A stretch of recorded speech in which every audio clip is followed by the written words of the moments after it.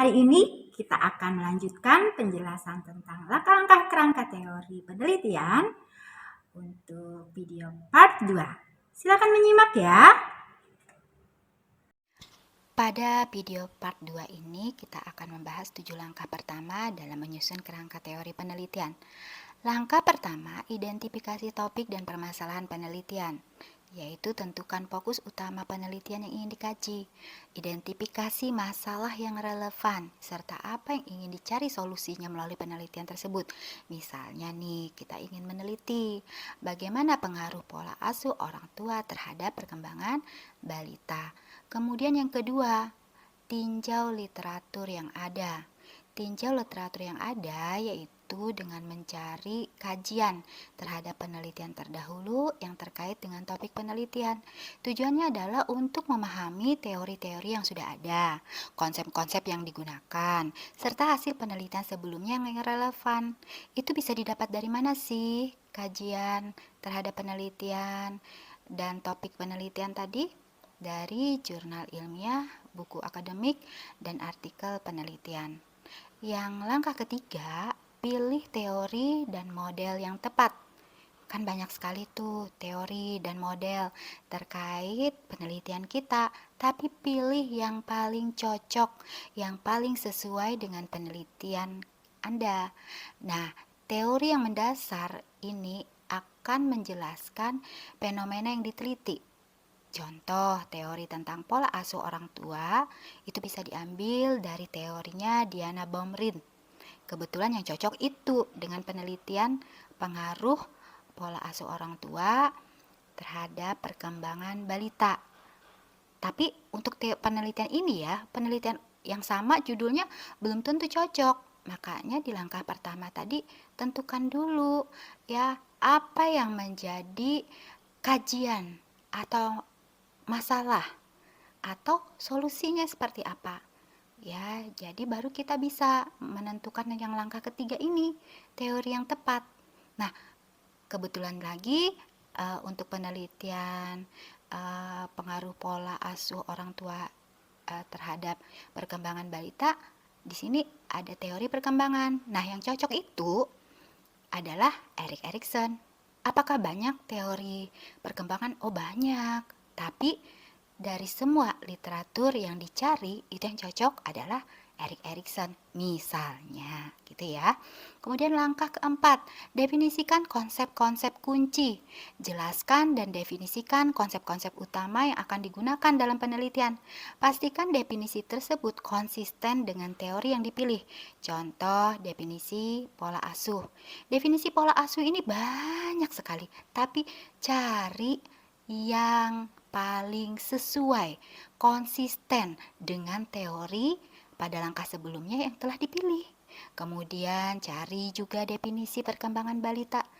Ingat, banyak juga definisi perkembangan balita, tetapi cari yang konsisten, yang sesuai dengan teori yang sudah kamu pilih sebelumnya.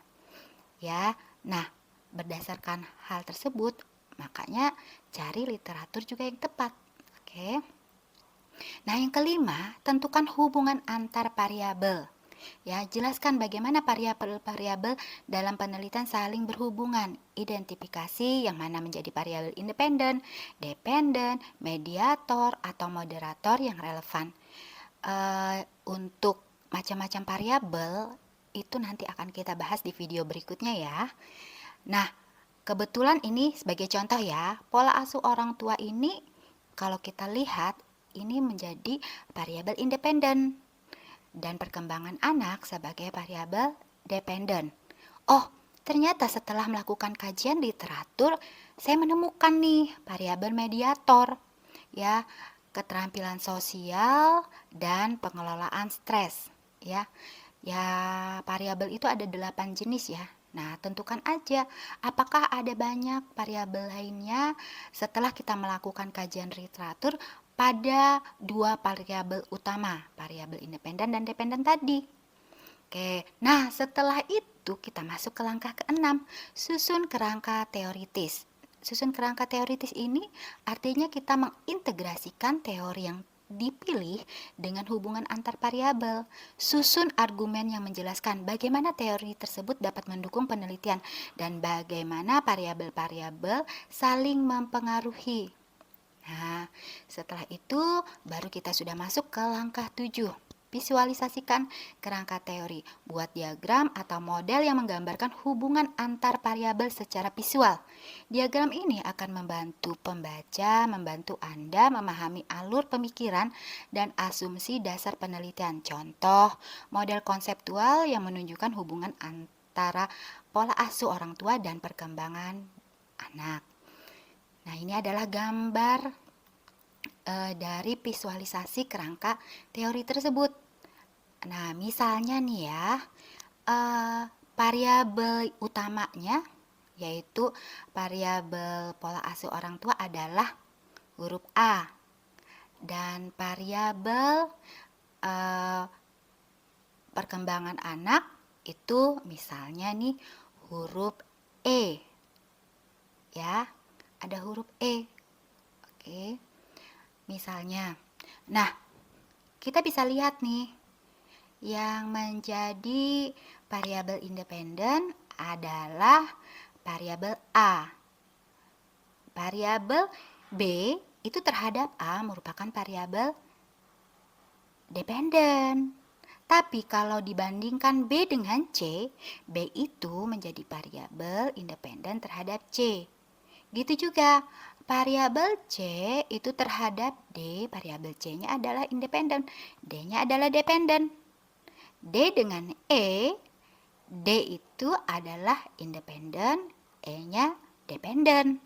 Tetapi kalau kita melihat A dengan E, B dan C itu bisa merupakan variabel antaranya, ya.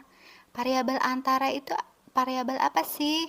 Bisa jadi menjadi variabel mediatornya, gitu ya. Oke, sampai di sini bisa dipahami nggak? Nah, oke, saya ulangin lagi ya, dengan gambar yang lebih rapi.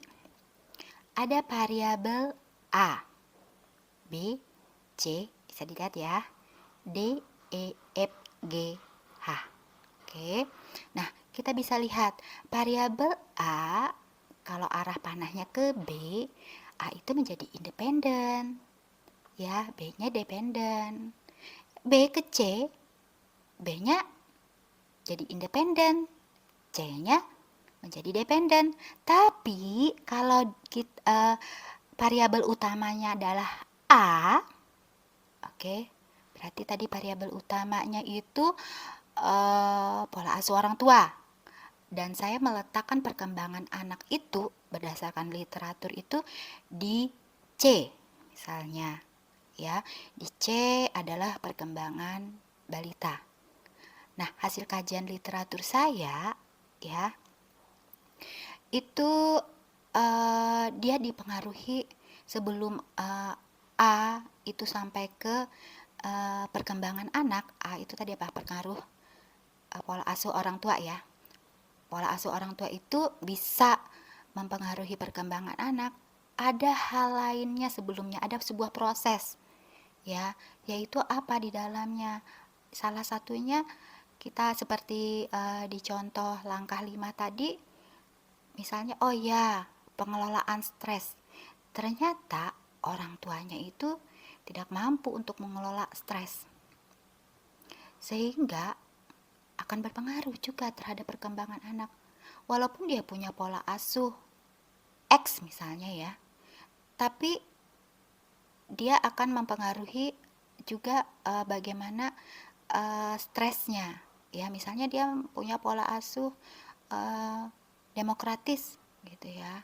Oke, tapi pengelolaan emosinya pada saat dia menerapkan pola asuh demokratis itu tidak positif, gitu ya, tidak kondusif, akan juga mempengaruhi perkembangan anaknya. Kebayang ya kalau orang tua stres, gitu ya, dia pengen ideal mau menerapkan pola asuh, ya, tapi stres, ya perkembangan anaknya juga akan mengalami sebuah masalah gitu kan, berbeda dengan orang tua yang mungkin sama-sama menerapkan pola asuh yang demokratis, tetapi dia bisa melakukan manajemen stres yang baik, ya akan mempengaruhi juga terhadap perkembangan balitanya. Nah, posisi variabel B ini itu adalah variabel mediator. Misalnya gitu ya, variabel mediator. Dari mana sih saya dapat menyusun A, B, C, D, E runtutannya, urutannya tadi berdasarkan kajian literatur. Nah, bagaimana? Ada yang mau ditanyakan? Bisa ditanyakan di kolom komentar ya. Oke. Sekian dulu, nanti kita lanjutin. Ini catatan dari saya ya. Kerangka teori itu menjelaskan hubungan antar variabel, antara variabel utama dengan variabel lainnya, di mana ada gambaran input, proses, dan output. Membuat kerangka teori seperti ini akan mempermudah Anda saat melakukan pembahasan hasil penelitian nanti. Oke, mudahan bermanfaat ya. Nah, bagaimana setelah mendengar penjelasan tentang membuat kerangka teori penelitian? Apakah sudah dimengerti? Masih ada sisa ya? Silakan untuk melanjutkan di video part 3. Tetap ada di akun ini ya. Terima kasih.